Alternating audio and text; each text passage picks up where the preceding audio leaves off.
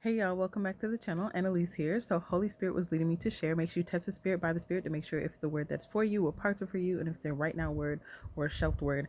This is for somebody. As far as in Holy Spirit was ministering to me this part of just understanding if it's for you and then what parts are for you, because when you listen to the prophetic words, you first off you want to make sure you are testing the spirit by the spirit to make sure it is something that is Holy Spirit filled and Holy Spirit led. When you do that and there's confirmation, and you usually understand that when there's confirmation, because anything that you are getting secondhand should only be confirmation for what you've already been in the secret place and talking with Abba about. So it should only be confirmation of, okay, we were talking about that, or we were talking about that, and Abba showed me this, Abba showed me that. Okay, this person in this prophetic word that is popping out to me or is being drawn, I'm being drawn to it, it's highlighting to me, this is what is this is something that, okay, it's catching my eye, and whatever they're saying throughout that should be only confirmation. So what you're hearing, or the parts that you're hearing that are confirmation, that should just be the things that are either added onto, giving you instruction, download, direction, or just giving you confirmation for things. And in that, this is how you test the spirit by the spirit. But then it's that space of knowing that if it's for you, what parts are for you, and then the space of it, if it's a right now word, understanding that a rhema word means that manna, how when the children of Israel were walking through the desert for 40 years, you had Abba that was raining down manna, and manna means or translates to, what is it? With that being said, it's a space of they didn't know what it was, but it tasted, it's supposed to be, or what it says in the Bible is that it's supposed to kind of taste like this kind of waffle, honey, kind of sweet wafer. So I just imagine this buttery sweet waffle, but anyways, like a strupel, like a little strupel waffle. Anyways, um when it this rained down, that's they also call that rhema, as in right now, because it was in that right now time. You could not take that manna over into the next day. It had to be for that day, and you ate that bread to give us this day our daily bread. You ate that bread for that day, and then the next day he would still rain down the manna, and for that day. And then when it was the Sabbath, he would rain down, and you would have to pick up twice as much, so that you had some for the Sabbath day. But to understand that the next day, even if you kept it, it would go rotten, it would go bad, and you couldn't eat it. So when they say manna or rhema word, it means it's something that is right now. So Holy Spirit was ministering to me that sometimes there might be a word that is for you, and there are parts for you in it, etc., etc., but it may not be the timing for it. So you want to sit with Abba further to understand whether that is something that is right now, that rhema, or if it's something that needs to be shelved. If it is shelved, when it comes back around, when you're having more confirmation that's building upon that word, that's just continuing to confirm it for you, you still want to sit with Abba to see if, hey, is that still something on the shelf? Are we taking it off the shelf? But understand, even when you take it off the shelf, that means it might be closer, but it may not be right now. So you get me? So just bring it back to Abba. This is very important. I don't know who that was for, but okay. Anyways, Holy Spirit was ministering to me. And so I'm like, okay. And he's like, okay, it's the video time. And I'm like, okay, I feel like I've been doing videos back to back. I think they're getting sick of me, but you know what? Whatever you want to say. Anyways, I was watching this, you know me and my Asian dramas. Y'all know me. Anyways, I was watching this K drama called Encounter. Like, oh my goodness. So cute. It's so freaking cute. Oh my goodness. Helpless romantic. Like, I love it. I love, and I love the encounters. I love the not necessarily the awkward feeling, but the space of the the being respectful, in the space of, I'm not just going to be all at you, you know, pressing your boundaries, or especially in the space of not even knowing your boundaries. But just that kind of, it's almost like it's a sweet dance. I don't know how to explain it. All I can see it as is this delicate dance that they're doing, and it's kind of just that sway with me. But it's it's sweet, it's gentle, it's slow, it's anyways. So I'm watching this, and there was a part in it where basically the guy, he has this friend that he's grown up with since they were like in, I guess, middle school, or maybe prior to that. And then, they grow up in middle school, they graduate high school and everything, and they move on to college, and they still keep in touch with each other. So basically she helped him get a job, and so now the guy, he has this encounter with the boss, which is one of the she's a girl, that's the lead, and he's having an encounter with her and basically falling for her. But now you have baby girl off to the side that's like, okay, um you know I thought were going to be mine in that space, because that's how she's looking, and she's just very disappointed, thinking that, oh, their interactions were nothing, and all this time that they spent together was time that built up in the space of maybe they secretly liked each other, and they didn't express that to one another. And so you can see just how cute it is.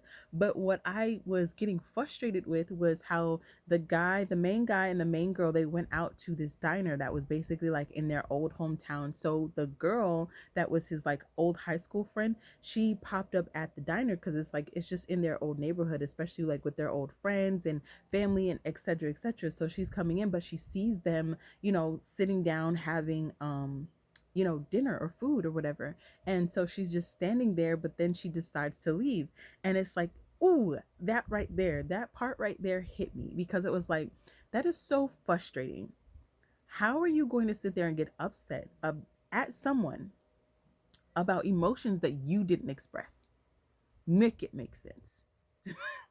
Make it make sense. And it's like you see that throughout it, and it's just like, you wouldn't have sat here through years of torture and turmoil if you actually spoke up, if you actually said something. Now I get it, because especially us in the space of society and culture, you get to that space where it's kind of just like, all of the things that you're thinking, all of the things that you're feeling, and then you don't want to come off a certain way. So you get real socially awkward, and then you get anxious, and then you get nervous, and then all of the things come in, and then you just kind of chicken out. And it's like, I get it, but it's almost like there's not even any trying. And so you are having these encounters. Check how it's called, encounter.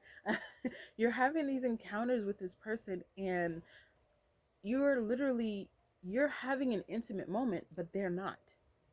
And so Abba was highlighting that to me, Holy Spirit was highlighting that to me, is explaining that there is intimacy, because intimacy is intimacy.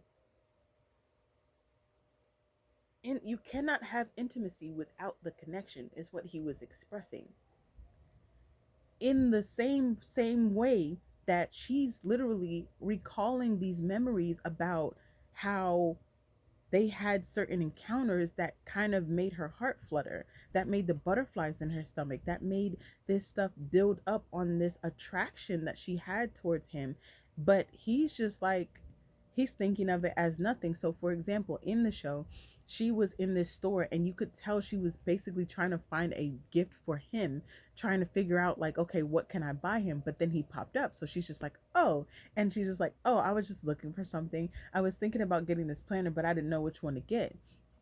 And so he picks up the planner, but he picks up the red one, and he was just like, is it too bold? And she was just like, no, it's a bright color and it stands out, etc etc. But she's looking at him like, oh my gosh, this, the butterflies and everything, you know what I'm saying? But he's just like, he's like, hey, like almost like he just helped her out. He was just passing by, he had a good time. Like, it wasn't something that was an intimate moment for them. So there's a connection or disconnect there. You cannot have intimacy without connection. And so then Abba was highlighting it to me on the flip side, because he just had me do a short about the space of how people kind of just play that victimization, where they can hurt you. They can do something that hurts you, and you set a boundary, or you come and discuss it with them, or it continues on. And because you give them grace, this is how I explained it in the short. It was just The way she said it, because it was a video I was watching that was just like, okay, and the way that she said it, her name is Kitty, I believe it's Kitty Rose, but the way that she said it was this space of like, hold on, you just crossed a boundary with someone, and because of the grace they had for you, you they gave you grace, but you, in your entitlement, continue to break past and bulldoze those boundaries. And when that person continued to enforce and then reinforce those boundaries, it comes to the point where now there's no access. And now that them not giving you access, now that person is upset and they feel hurt, and now they play this gaslighting, deflecting, and victimization game where now it's turned on, well, you did this, but they do not see at all how they continually bulldoze past your boundaries. And I was explaining it in that way as well, in the space of the disconnect. There's no connection there. You're not, there's no connection for them to understand, okay, you're bulldozing past the boundary. And then she was further explaining how they will have that space or in that encounter, and then they won't even take accountability. They will make up whatever story, they will put out whatever story, and then they will continue to play the victim, and they will not apologize, and they will continue on in that manner where it's just like it's all you and it's none of them. And this is a space of EQ. If you do not have EQ, go to Amazon and go get it right now. Listen, you got to get this, because part of the reason why we do not succeed in relationships with anything, as far as in a noun, person, place, or thing, is because we don't understand whose we are, who we are, and then we don't understand the space of connection.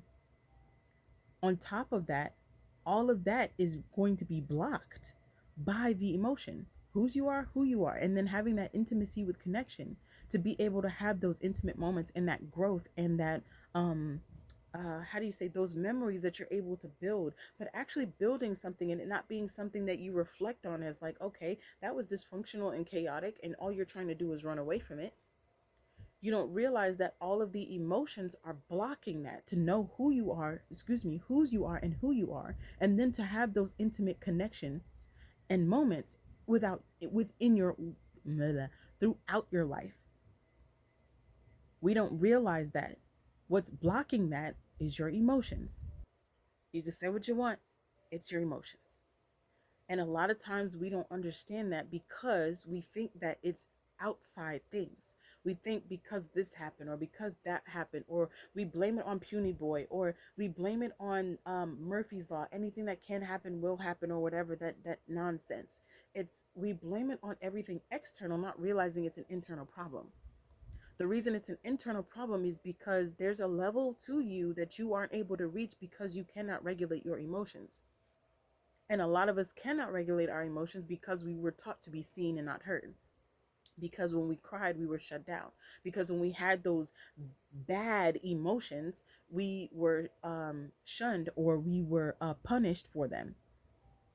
So we don't know how to regulate. And how you know how you don't know how to regulate is either when you get to that point where you have your kids and your kids are falling out and you don't even know what to do, or it's coming to those moments and spaces and places where you are freaking out, you're wigging out, and you have no idea what to do. You don't have any type of clarity, you don't have any type of vision or direction. And a lot of times it comes in a lot of angry moments, or a lot of upsetting and sad and uh, dare I say dramatic, um toxic and dysfunctional moments where you have, like, fights and whatnot. You're going to have those dysfunctional moments where you don't understand what's happening or what's going on.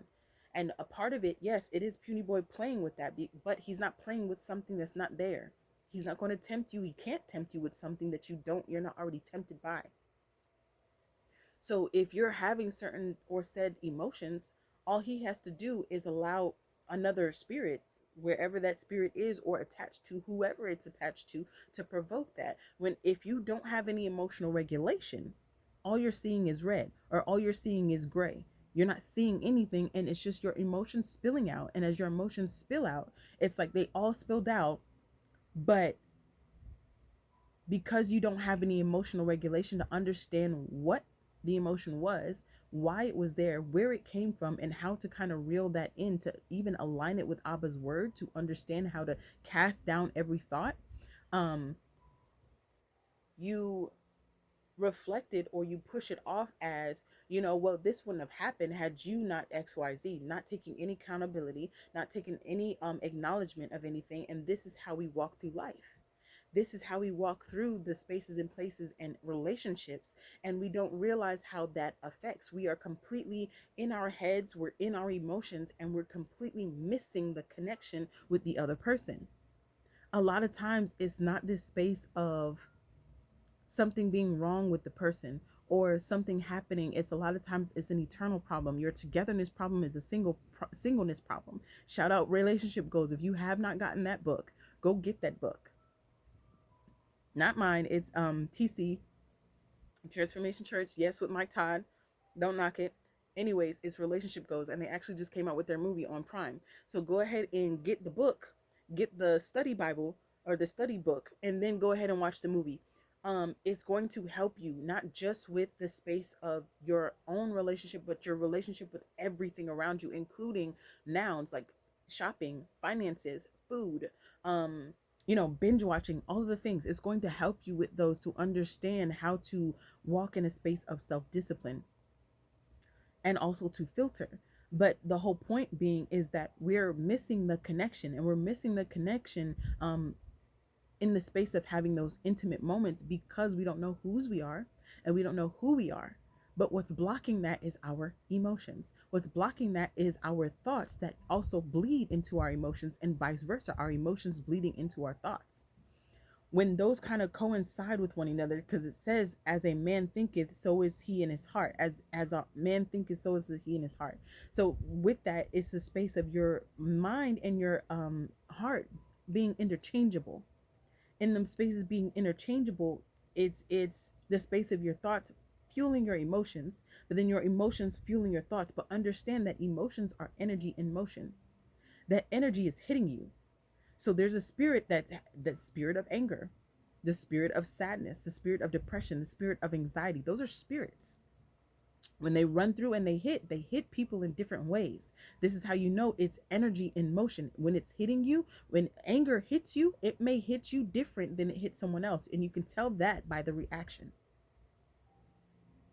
When it comes down to missing the connection, we are missing the connection there, where like with the girl, she's having these intimate moments where she could have just came out and spoken like, okay, the first one, okay, the second one. And when she officially knew, dang, I'm in love with this kid, hey, let me say something. So I'm not spending these years and years and years of waiting behind a mirror to see if they like me too, and then it turns out they didn't, and they're actually going on to what you call it. So you feel so heartbroken, and it's just like all that was is a complete misconnection. Whether that meant that the friendship was destroyed or not, it just wasn't meant to be. And we have to be okay with not having the relationships that we thought we were going to have. We have to be okay with that. As it says, if you do not forsake mother, brother, father, sister, relative, cousin, auntie, friend, coworker, if you do not forsake them, you cannot be my disciple. Because you're going to be doing things that are unorthodox. You're going to be doing things that are peculiar. You're going to be doing things that people do not agree with. You're going to be doing things that people cannot see. And you cannot flow by what someone else says. It's God's way, because his way is way better. But it's God's way because he knows best. Hang on.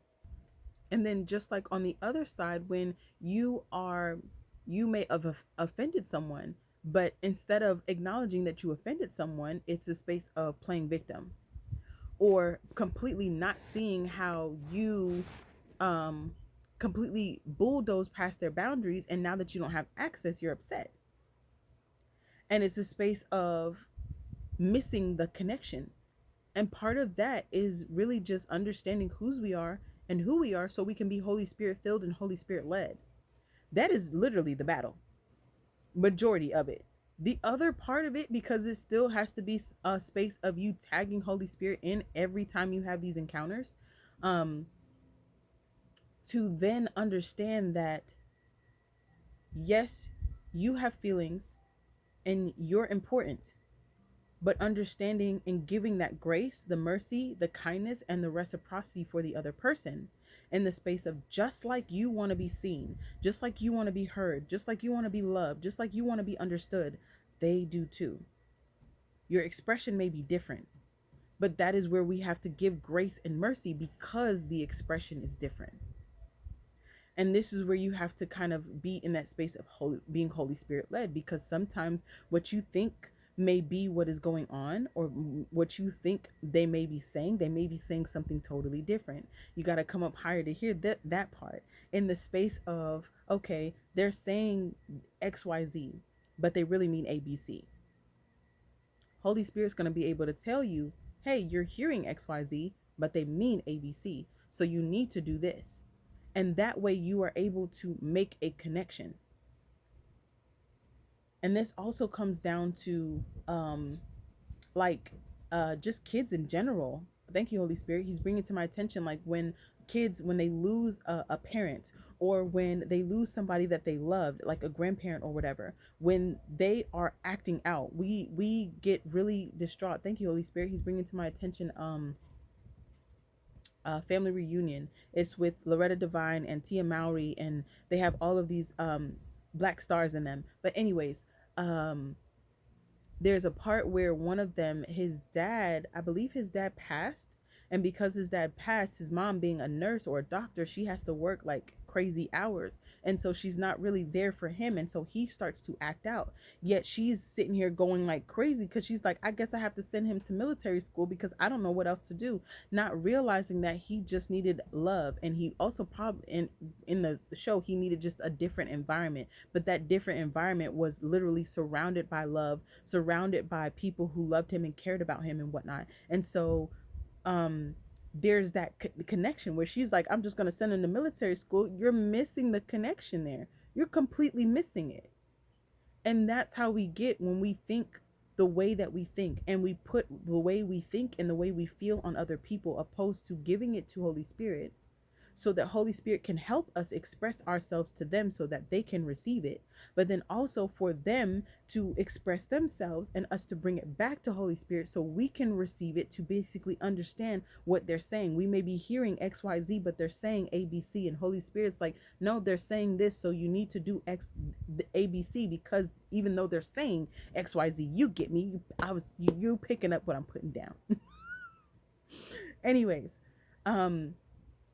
so that is what Holy Spirit was ministering to me with this space of encounter. It was just like, hold on, the intimacy, she's literally having this intimate moment, but he's not having that intimate moment. There's no connection. So you can't have that intimacy without the connection. To be able to look into someone, you both have to have that space of that window there, that y'all both have to be in that looking glass. And with that looking glass, it helps you to understand reciprocity. It helps you to understand kindness. It helps you to understand gentleness. It helps you to understand giving understanding for that person, giving them grace, giving them mercy. It also helps you in that space of how they say walk a mile in another person's shoes, where you are put in that space where you're like, okay, you can see how that may have affected them. You can see how that may have drained them. And then also, thank you, Holy Spirit, we need to be in a space where we're able to listen. Because that's one of the points that Kitty was making, that we are talking about communication, but when it's time for you to be quiet and for you to listen, you're not able to hear the other person out because you're listening with that offensive ear. You're listening with such emotion, and you want to dictate, regulate, and basically take control of the situation. Thank you, Holy Spirit. So in the space of you wanting to take control of the situation, you're not hearing the other person. We have to do this space of active listening. That means you have to be able to understand what the person is saying. One of the tools that you can use that actually helps you to be in a space of active listening, and this is in the EQ book, is the space of repeating what they said, acknowledging what they're said, repeating what they said, giving a space of understanding to understand, okay, they're saying that I hurt them when I did this. Don't immediately go into it in this space of, well, I didn't mean to do that. Hold on. I hear you saying that you're hurt because of XYZ. acknowledging them, but then giving your apology. Okay, that wasn't my intent. I sincerely apologize. That was not my intention to do so. And you can explain yourself in the space of, I was actually trying to XYZ. That wasn't actually even on my mind. And they're going to see, oh, okay, maybe their perception and them projecting their emotions and thoughts onto you as far as in your actions, because they're pulling whatever happened to them in a space of projecting all of that into the forefront. It's a different person, it's a different scenario, but they're simulating, and they're bunching the two together in the space of projecting all of that. So now they feel like when this happens, or whatever person misused or abused them, they're thinking whenever this happens, that means this. So they're in their head, they're in their emotions, and they're projecting that on you. And when they brought it to you, you were in a space of active listening where you were able to say, let them speak, giving them the floor, but then able to say, "Oh, okay. Hey, I, I that wasn't my intent. I was actually thinking about this." And so that was kind of far from my mind. There, with them being in a space of healing, reciprocity, they're able to understand, "Oh, wow. Okay, I completely misjudged that altogether." But the person who's listening to say, "Oh, that wasn't my intent," they're able to pick up, okay, they think that this is happening when I'm doing XYZ. Okay, in the space of active listening, and you're acknowledging and you're apologizing, don't forget the part of the solution. Okay, what can I do that that proposes a solution for that? How do we propose a solution for that where we can both be in a space of compromise, where we can both be in a space of, like, everybody kind of gets what they want? Is there a way that I can come where you're not taking it that way? Is there a way that I can express it where it's not taken that way? Is there something that you're needing that I'm not giving? And this is also the part where we miss the connection. Thank you, Holy Spirit. We miss the connection when we do not express. How the girl was sitting there not expressing how she felt about the guy, but then got upset when he was moving on with this other girl. We cannot get upset in the space of the emotions and thoughts and the pet peeves, whatever it is that we are not expressing. If you are not expressing it to that person, they're not going to be able um to help you. The best way I've heard it is, do not rob the person of the opportunity to be able to be there for you, to help you, to guide you, to protect you, or to even salve or heal something if you are not expressing what you need. And this is mainly in like romantic relationships, but it also is a space of other relationships, not just romantic ones. Now, if those people are continuing to press those boundaries, that's where it's like you have to reinforce those boundaries and then still walk in forgiveness. But remember that forgiveness does not mean access. Then there's that space of this when you are, hold on. And thank you, Holy Spirit. One of the things is to understand that that works with people who are in either healed or going along the process of being healed. The reason I say that, because if you are dealing with broken people, as she was saying, a lot of people will talk about communication is till in time for them to be quiet and listen, because they're listening with an emotional ear and a offensive ear. A lot of times you can't even get to the issue. So where somebody would bring an issue to you for you to have active listening, you can't even get to the space of an issue, because that issue is that space of the emotions being spilled out, where there's an offense. The offense is being brought up in a very nasty way, not in a respectful way, is brought up in a very nasty way, a very accusatory and provoking way. And when that is being brought up that way, you have a lot of it where it's now there's these emotions that are flared. You can normally hear it in the tone. The emotions are flared, the emotions are riled up, and you can hear this offense and defense. And then there's this going back and forth. And as it goes back and forth, now it escalates because there's a projection, and then there's a how do you say, an assertion of dominance. And as they do that, there's this thing where it kind of just rises up and it bubbles up and it escalates, and then it escalates into something where now not only are you arguing, not only are you cursing each other out, not only are you at that point where you're screaming and yelling and the whole nine, but you're now at that point of getting ready to fight, that knuck if you buck. And it literally is in a blink of an eye, where it's 0 to 100 real quick. This is a space of not having regulated emotions. A lot of times when you're speaking to people, you cannot even get to the issue.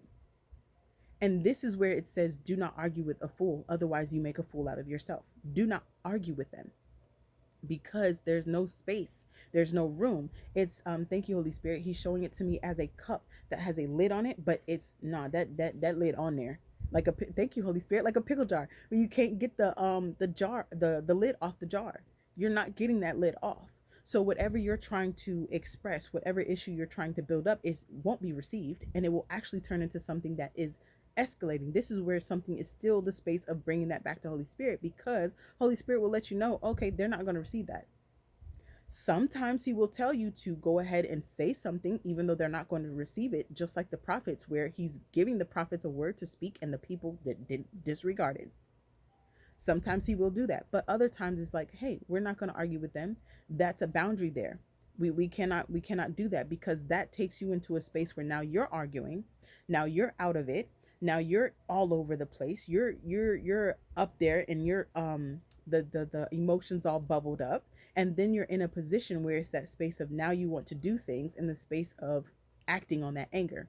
It's not a sin to be angry, it's a sin to act on that anger and to let that anger go down upon the sun. Excuse me. Let that anger not go down upon the sun, in the space of, do not sit there and be angry and then let that anger just fester and fester and fester and fester. If you heard of the story of Abigail and Nabal, oh goodness, when he let that anger rest, that anger settle in him, literally he heard what Abigail had did in the space of helping David, and that anger sat in him to the point that 10 days later he died. It was like, what? Hold on, wait a minute. Goodness gracious. But yes, hang on.